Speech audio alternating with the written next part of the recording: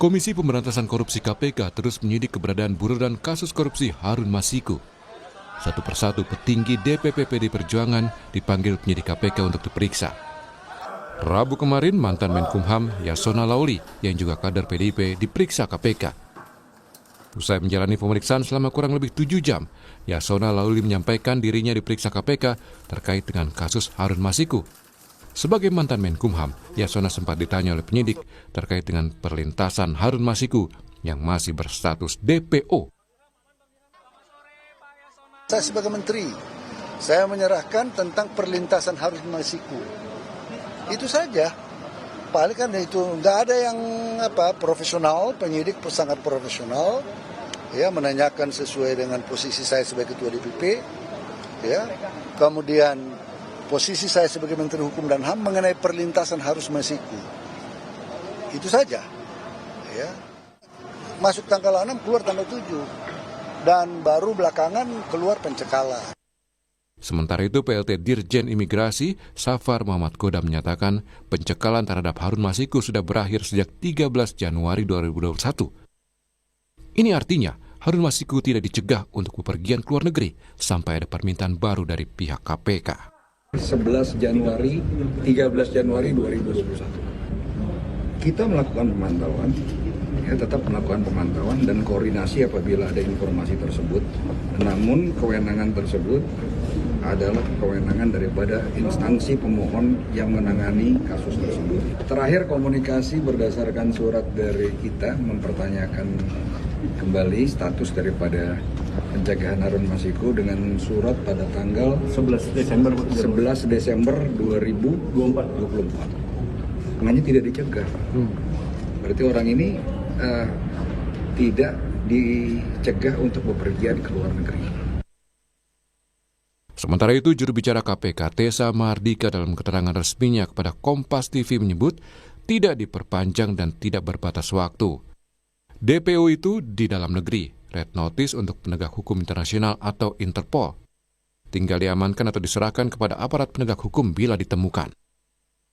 Sebelumnya KPK juga sudah memeriksa Sekjen PDI Perjuangan Hasto Kristianto dalam kasus ini. Bahkan Ketua Umum Megawati Soekarno Putri sempat mengancam akan datangi KPK jika Hasto ditangkap. Bertahun-tahun Harun Masiku buron dan tidak ada kejelasan tentang dia. Mampukah aparat penegak hukum memburu dan menangkap Harun Masiku? Tim Liputan Kompas TV.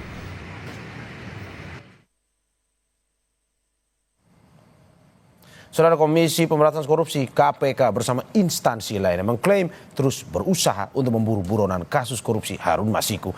Namun bertahun-tahun buron hingga kini Harun Masiku masih belum juga berhasil ditangkap. Seberapa serius KPK ingin menangkap Harun dan bagaimana dengan PDIP Perjuangan yang berada di dalam pusaran kasus ini? Kita membahasnya dengan sejumlah narasumber, di antaranya di studio telah hadir mantan penyidik KPK 2013-2021 Yudi Purnomo. Selamat pagi Mas Yudi. Pagi Mas Mario. Mas Yudi, kita udah pemanasan duluan dari pagi. Oke, melalui sambungan Zoom ada peneliti Pukat UGM Zainur Rohman. Selamat pagi Mas Zainur. Selamat pagi Mas. Oke, dan selamat juga Mas Zainur, politisi PD Perjuangan Ciko Hakim. Selamat pagi Bang Ciko. Pagi semua, Assalamualaikum warahmatullahi wabarakatuh. Terima kasih Bapak-Bapak sudah bergabung di Sapa Indonesia Pagi hari ini. Saya ke Mas Yudi. Mas Yudi, melihat ini 4,5 tahun ya akhirnya. Harun Masiku 5 tahun Januari nanti. Harun Masiku menghiasi media kita nih ya kan, viral. Serius gak sih KPK sebenarnya menangkap Harun Masiku? Kalau saya lihat ada 2 fase ya. Terkait dengan perburuan Harun Masiku ini. Pertama ketika fasenya Firly Bahuri ketika masih menjadi ketua KPK saat itu, ya tidak ada gebrakan yang berarti yang saya lihat ya. Kemudian yang kedua ya ketika kemudian kepemimpinan KPK berganti ke tangannya Pak Nawawi, di situ kemudian ternyata kita juga baru tahu terjadi pergantian Kasatgas Penyidikan ya, di mana sebelumnya ketika Rosa Purwobekti waktu itu dipulangkan ketika dia menjadi penyelidik pada saat OTT, dan kemudian ketika dia melakukan penggeledahan dan serangkaian, kita baru tahu bahwa ternyata dia ketika kembali ke KPK ternyata ditunjuk menjadi Kasatgasnya. Dan kemudian ketika dia melakukan upaya untuk melakukan pencarian Harun Masiku, saya lihat sebenarnya terlambat ya. Karena Harun Masiku tentu sudah menghilang jauh. Psikologis seorang buronan koruptor yang kabur itu adalah 1 tahun ya. Tapi kemudian ada yang menarik ya dari serangkaian tindakan dia. Kemarin ada rilis ya foto dari Harun Masiku yang terbaru ya menurut KPK. Yang saya lihat kok di dalam bayangan saya seharusnya kan ada perubahan. Nah, ya, ini dari wajah ini ya. Harun Masiku yang terbaru itu, karena pengalaman saya. Tapi tidak ada perubahan ini ya? Ketika ada perubahan saya menarik loh. Harun Masiku berarti berani sekali dia di luar sana bersembunyi, tetapi dia tidak mengubah ya tampilannya karena ingat loh tadi Mas sampaikan kan hampir 5 tahun kita selalu membahas jadi headline. Ya, Anda mau mengatakan tidak merubah ini mau melecehkan pihak-pihak yang ingin menangkapnya atau gimana sebenarnya? Ya pertama satu sisi ya seperti tadi mengejek ini loh saya Harun Masiku yang sebenarnya gitu kan. Kemudian yang kedua berarti ada keberanian dari Harun Masiku kan fotonya di mana-mana.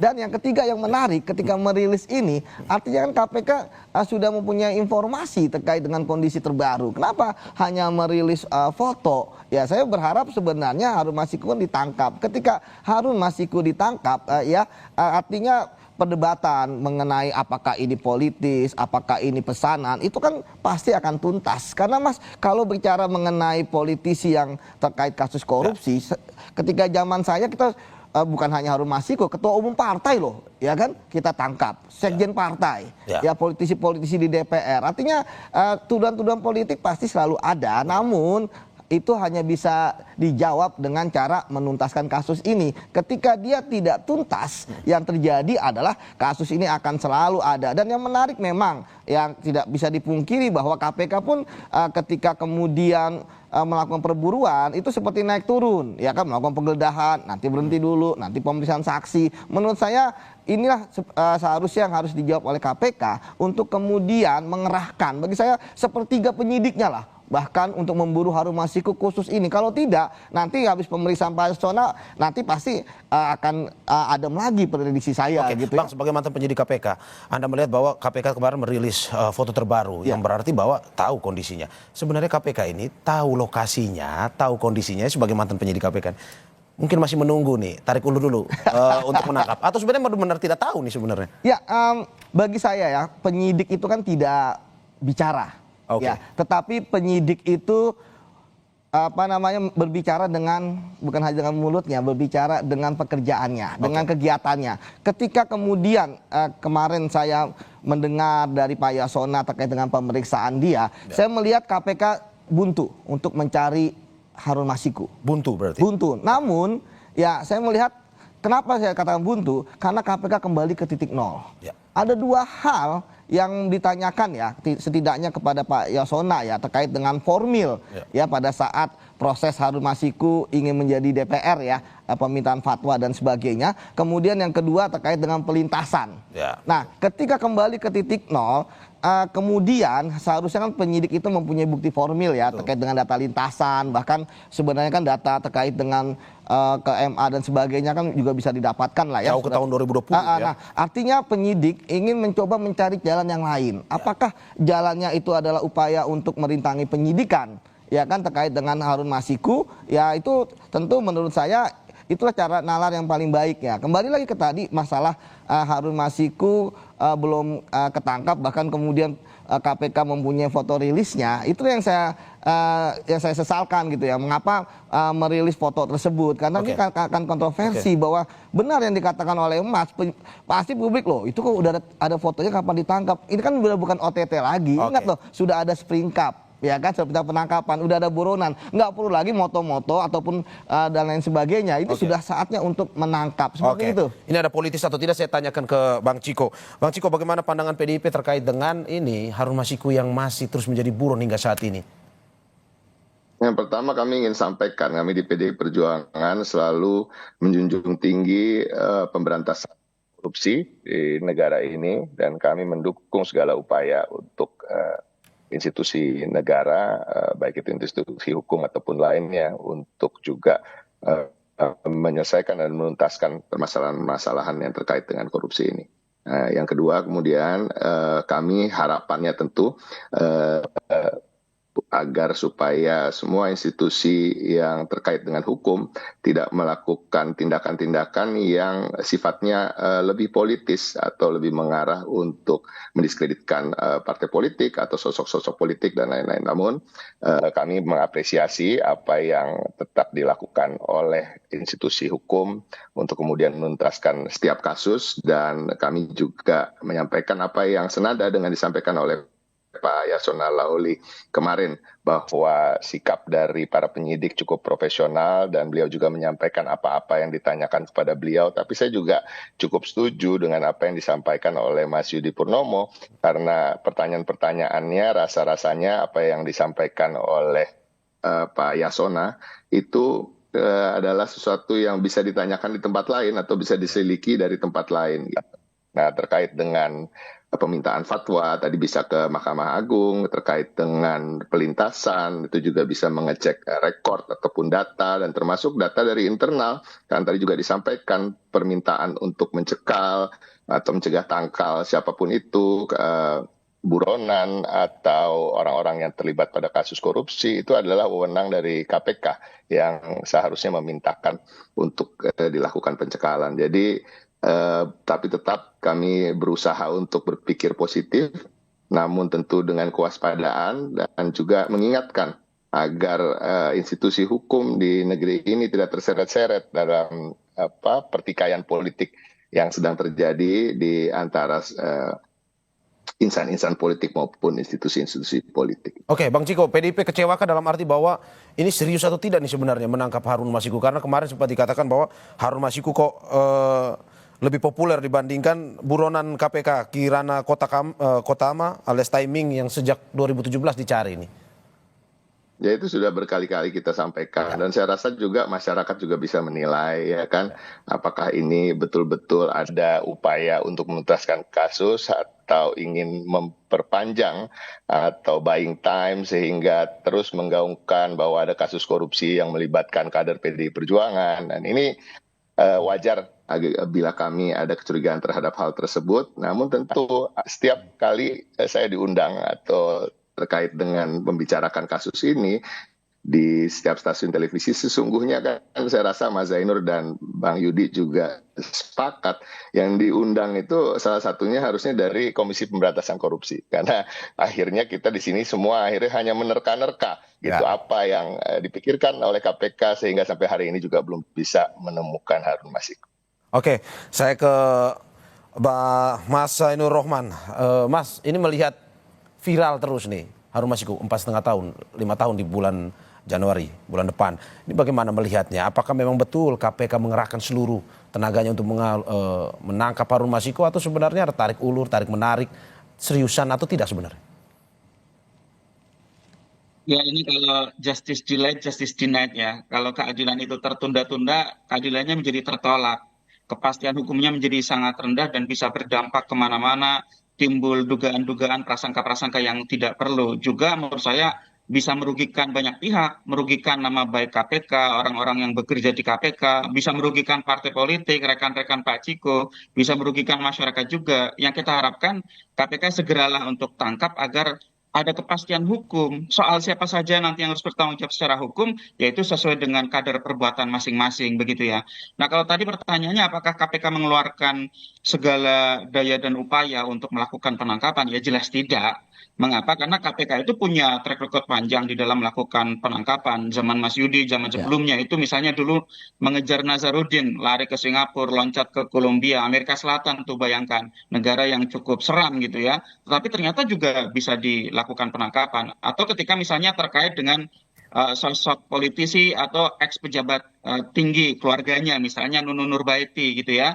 Nunun Nurbaiti ini lari ke negara di ASEAN, itu juga bisa dipulangkan dan bisa diproses secara hukum dengan profesional.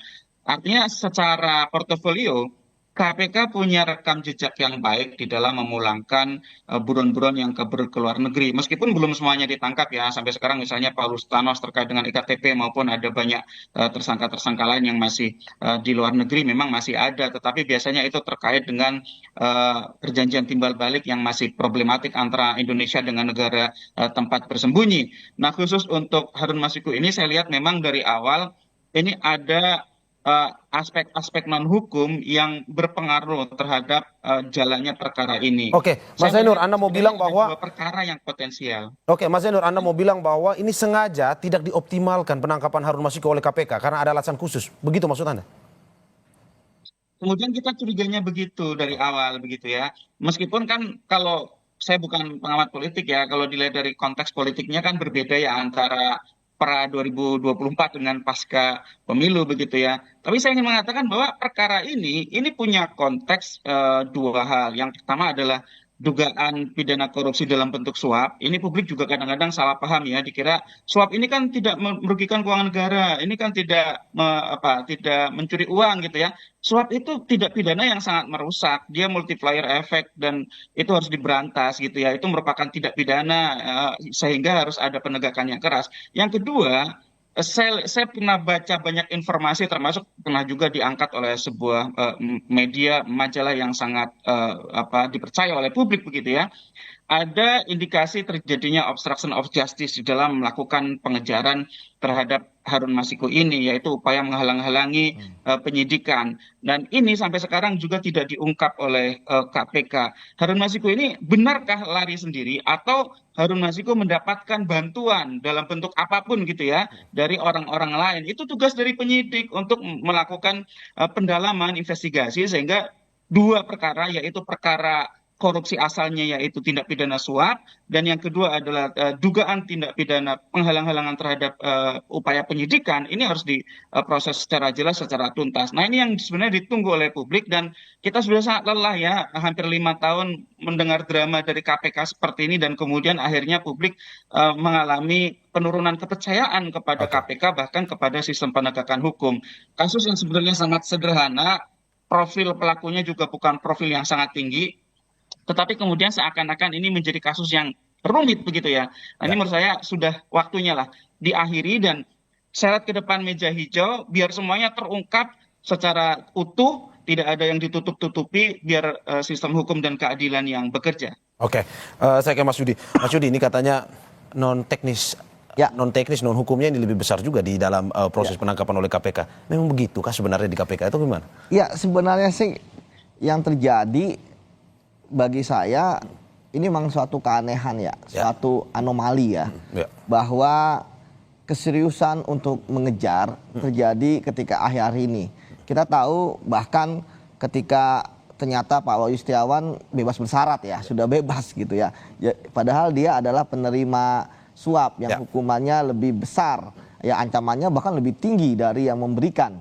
Dari Harun Masiku. Kalaupun Harun Masiku kemudian keluar, dia pun tidak berbicara kepada penyidik, menyangga semua, tidak mau membuka ke kanan, ke kiri, ke atas, ke bawah, kan juga tidak masalah sebenarnya. Tapi kemudian yang terjadi adalah Harun Masiku belum mau keluar. Padahal kalaupun dia dihukum, prediksi saya paling hanya 1 atau 2 tahun dengan melihat bahwa kasus korupsi jumlahnya nggak besar. Ancamannya kan maksimal 5 tahun. Nah, mengapa dia tidak memilih opsi untuk keluar, kemudian dihukum, dan dia sebenarnya walaupun dia tidak tidak kooperatif dengan penyidik ya, tidak mendapatkan justice kolaborator, kan tidak masalah, sekarang bisa mendapatkan remisi. Andai kan dia dihukum 1,5 tahun, ya 9 bulan, 10 bulan sudah bebas lah. Nah, ini kan yang menarik, kenapa dia belum mau keluar, kenapa dia tidak mau kembali ke kehidupan yang normal, atau jangan-jangan selama dia bersembunyi, ini sebenarnya dia nggak bersembunyi, dia memang ternyata hidupnya adalah normal. Selama dia bersembunyi sebenarnya nggak bersembunyi, ini maksudnya gimana nih Bang? Iya, ternyata kan dia tadi saya katakan, wajahnya masih sama, ya kan? Jadi jangan-jangan dia berinteraksi dengan orang-orang pun juga ternyata berinteraksi aja gitu kan, seperti tidak ada beban. Tetapi tadi ada yang menarik yang ingin saya garis bawahi dari pernyataan Mas Zainur ya, terkait dengan obstruction of justice. Ini memang menarik.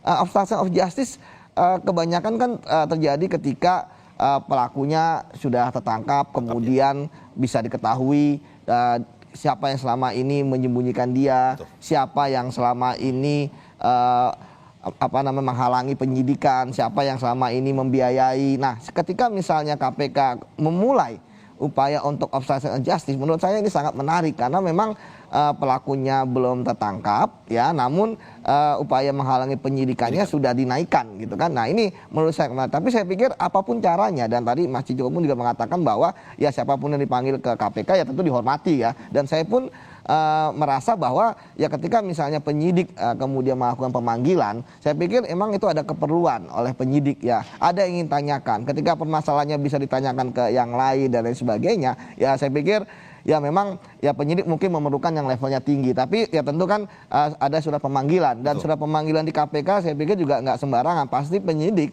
ketika akan memanggil seseorang itu akan diuji. Mengapa Anda memanggil ini? Ya bisakah dengan orang lain? Pasti sudah dilakukan pengujian oleh direktur penyidikan, oleh deputi, bahkan oleh pimpinan KPK. Kalau misalnya dia adalah high profile. Jadi saya pikir ya penyidik memang mempunyai keleluasaan untuk memanggil setiap orang yang dia butuhkan sebagai saksi karena merasa orang ini mempunyai keterangan yang karena kesaksiannya sebagai orang yang mendengar, mengalami dan lain sebagainya. Seperti itu Mas Bang Yudi, Aryo. kita melihat bahwa kasus Harun Masiku ini apakah betul sebenarnya memberikan kerugian kepada pihak-pihak tertentu termasuk kepada PDIP katanya. Saya akan tanyakan ke Bang Ciko tetapi setelah jeda berikut.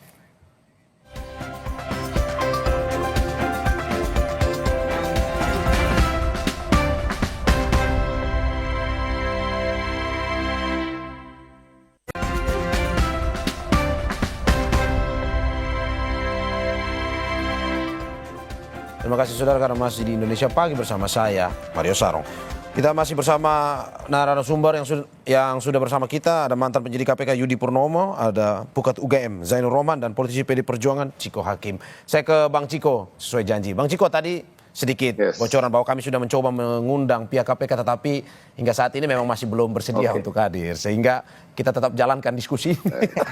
Oke Bang, kalau melihat dari kasus sampai saat ini, di era digital sampai saat ini, tadi Mas Ainur sudah mengatakan bahwa KPK punya track record sebenarnya untuk menangkap dan punya track record yang bagus, histori yang bagus dalam menangkap para buron ini. Dari PDIP sendiri melihat bahwa di era digital ini seharusnya bisa lebih cepat nggak? Dan sebenarnya ini mungkin saja, apakah mungkin merugikan PDIP ditarik ulur seperti ini? Ya, exposure dari kasus ini di media maupun massa maupun media elektronik atau sosial media ini kan yang paling dirugikan jujur aja adalah PDI Perjuangan. Tidak tuntasnya kasus ini tentu menyeret terus nama kita, nama partai kami yang kemudian dianggap melibatkan bukan hanya Harun Masiku sebagai caleg waktu itu, tapi juga beberapa petinggi lain. Dan ini terus-menerus diulang-ulang dalam beberapa tahun terakhir.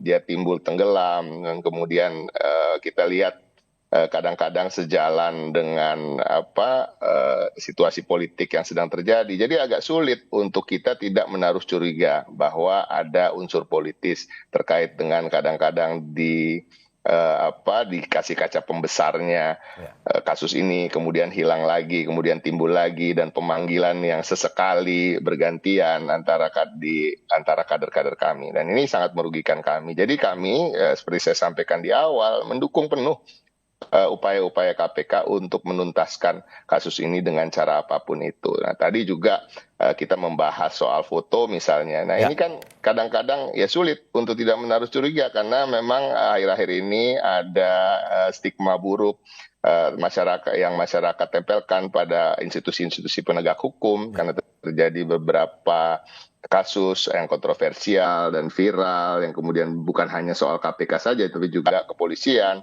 yang kemudian masyarakat juga tingkat kepercayaannya menurun. Nah, kita bicara soal foto tadi misalnya, tadi juga disinggung oleh Mas Yudi, tentunya sebagai seorang mantan penyidik sangat paham terkait dengan psikologis seorang buronan, ya kemudian kok fotonya sama antara 5 tahun lalu dengan sekarang, tidak mengubah penampilan atau tidak berubah sama sekali penampilannya.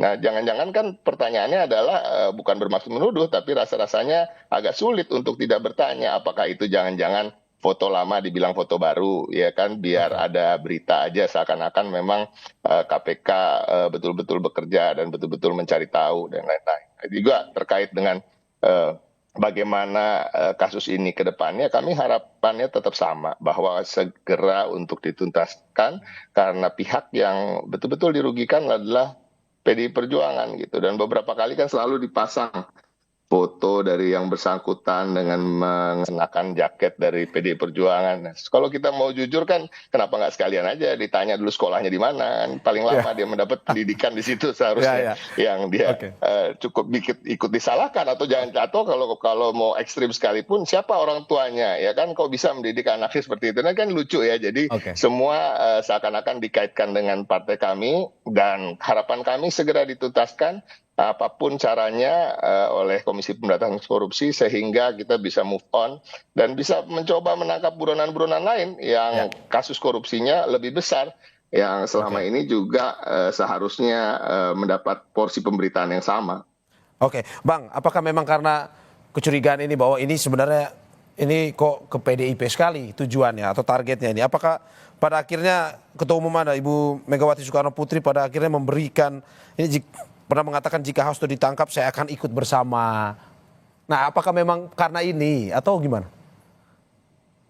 Ya, kalau pernyataan Ibu itu dan pernyataan kader-kader terkait dengan itu, tentunya satu berangkat dari keyakinan kami bahwa Pak Hasto Kristianto, Sekjen PDI Perjuangan, tidak terlibat dalam kasus ini dan tidak seperti yang disangkakan atau dibicarakan di media massa atau di tengah-tengah masyarakat dan dilempar isu-isu terkait keterlibatan beliau. Jadi itu satu. Yang kedua, tentu kami juga ingin mengingatkan, dan cara-caranya Ibu kan mungkin dengan kita cara komunikasinya berbeda, tapi pada prinsipnya adalah untuk mengingatkan bahwa KPK untuk bertindak secara profesional dan tidak terseret-seret dalam arus politik terkait dengan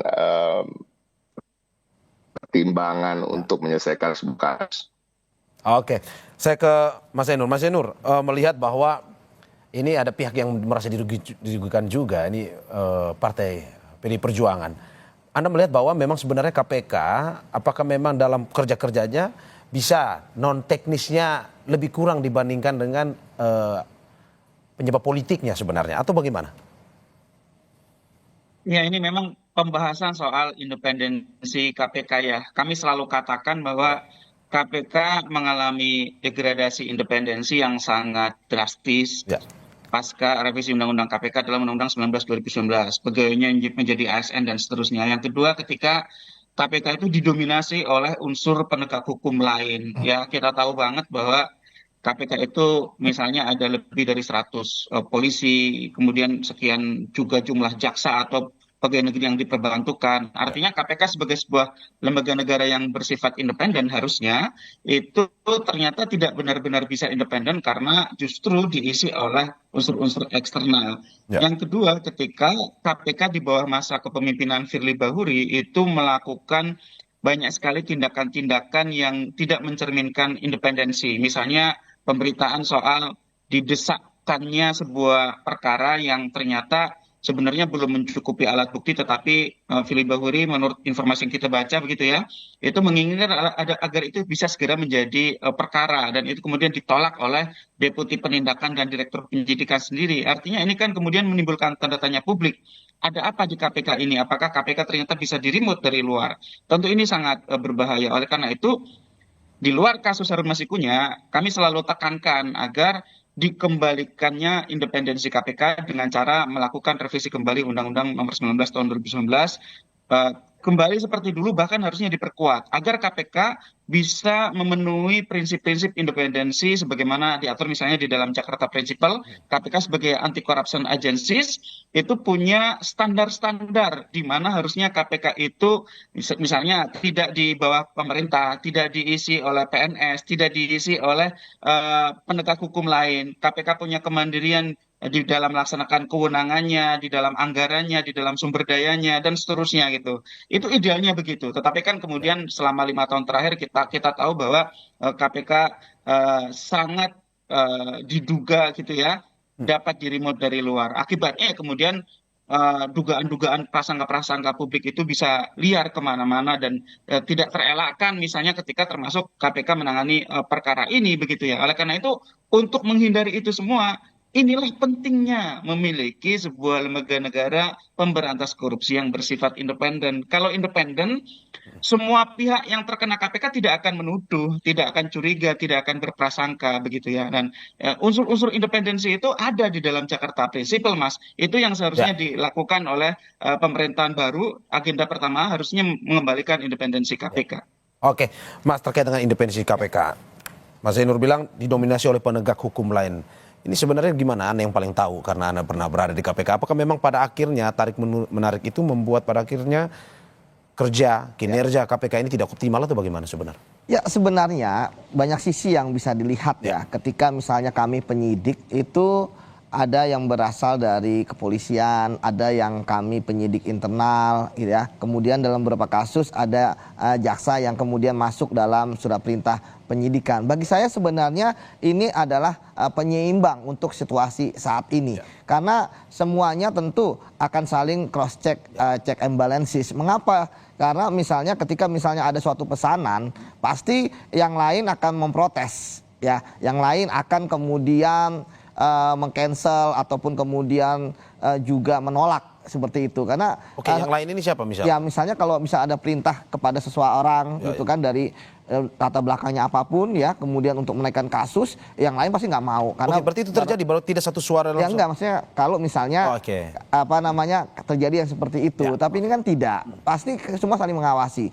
Komposisi Satgas saya pikir saat ini adalah sudah bagus ya. Misalnya kalau Kasatgas dari kepolisian pasti di bawahnya ada dari internal. Kemudian kalau Kasatgasnya adalah internal, ada dari kepolisian. Jadi sebenarnya kalau masalah independensi kan semua saling mengontrol. Tadi saya katakan kontrol ini kan bukan hanya di dalam Satgas, tetapi ada di direktur, ada di deputi, bahkan sampai ke kepimpinan. Jadi kemudian ketika misalnya ada hal-hal yang tadi Mas Jeremy sampaikan, ada perintah misalnya dari pimpinan yang tidak benar pun pasti akan dilawan, termasuk menaikkan kasus yang dia tidak ada buktinya, kemudian naikkan pasti tidak akan direken atau tidak akan, bahkan kita waktu itu melihat dulu ada direktur penyelidikan dipulangkan ya kan, seperti sampai ramai ya kan, pasti akan ada perlawanan. Nah termasuk juga dari bawah dari penyidik misalnya, kalaupun dia mengada-ngada terhadap suatu kasus pasti akan ditolak oleh pimpinan.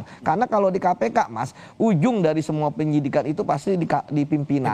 Apakah ini akan seperti apa dan sebagainya. Jadi bohong ketika misalnya dikatakan ini adalah liar dan sebagainya. Enggak, semua pasti bersatu padu. Misalnya ketika KPK memanggil kemarin Pak Yasona, kemarin Pak Sekjen ya, Pak Hasto, itu kan pasti pimpinan juga sudah tahu gitu kan. Jadi menurut saya KPK berarti satu suara dalam hal ini saat ini ya kan. Artinya bahwa ke depannya ya kalau misalnya ini dipertahankan tentu ini akan bagus untuk bisa menangkap Harun Masiku. Tapi kan kemudian pimpinan kali ini kan akan berakhir.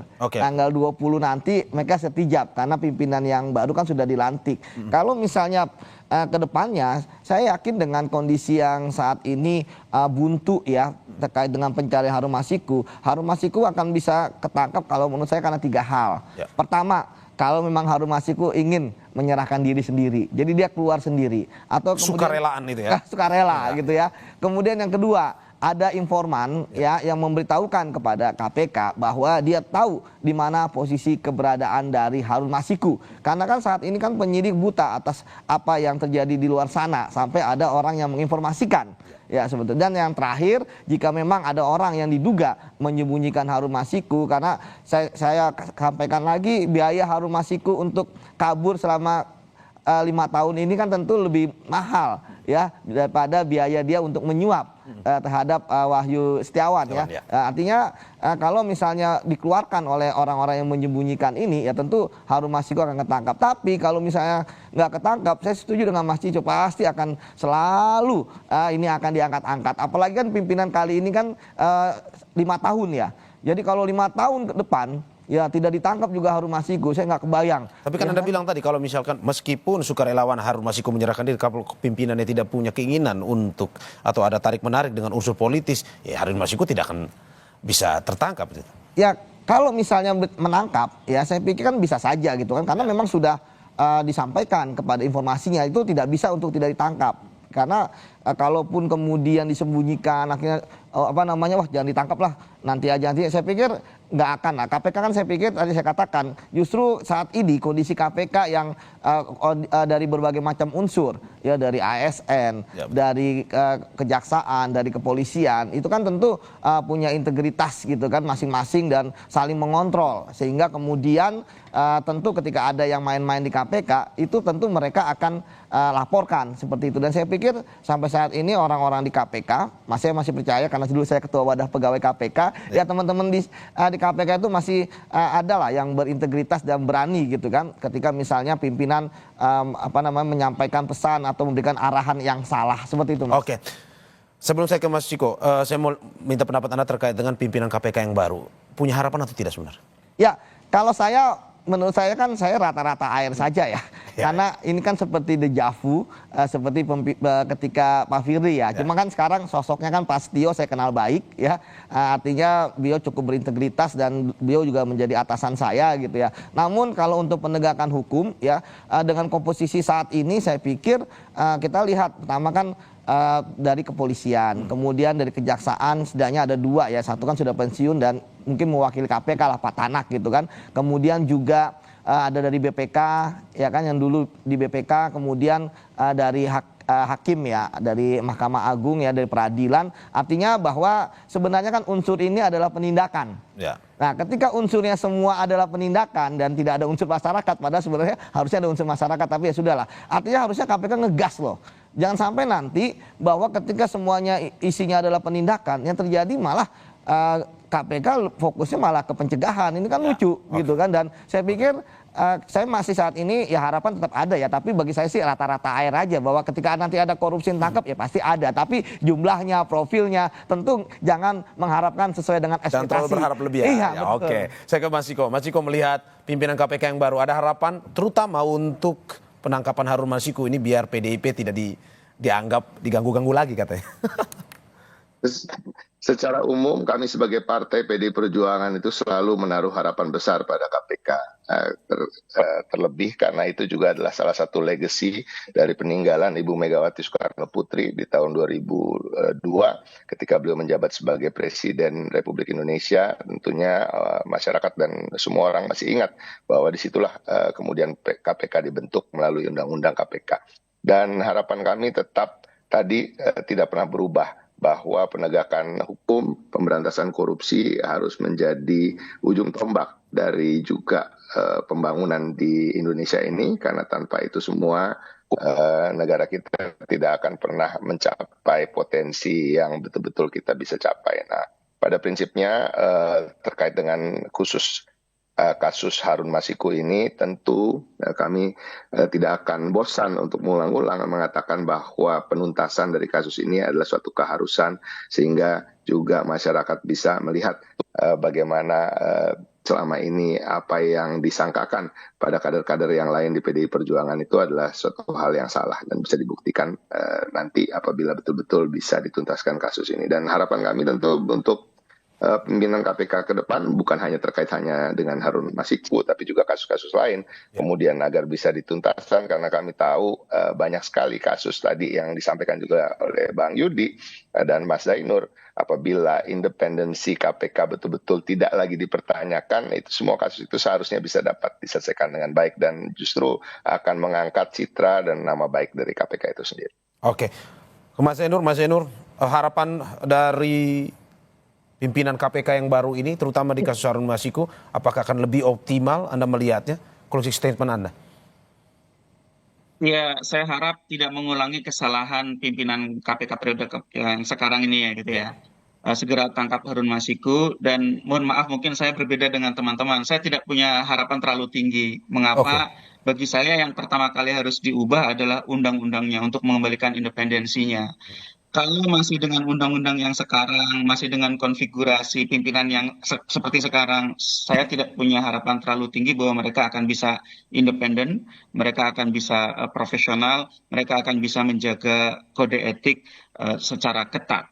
Jadi biar nanti waktu yang akan membuktikan, semoga dugaan-dugaan saya ini salah, dan saya harap mereka bisa membuktikan diri bahwa mereka memang independen, mereka bisa profesional dan bisa punya prestasi yang baik di dalam melakukan kerja-kerja pemberantasan korupsi, baik itu dalam bidang penindakan maupun dalam bidang pencegahan.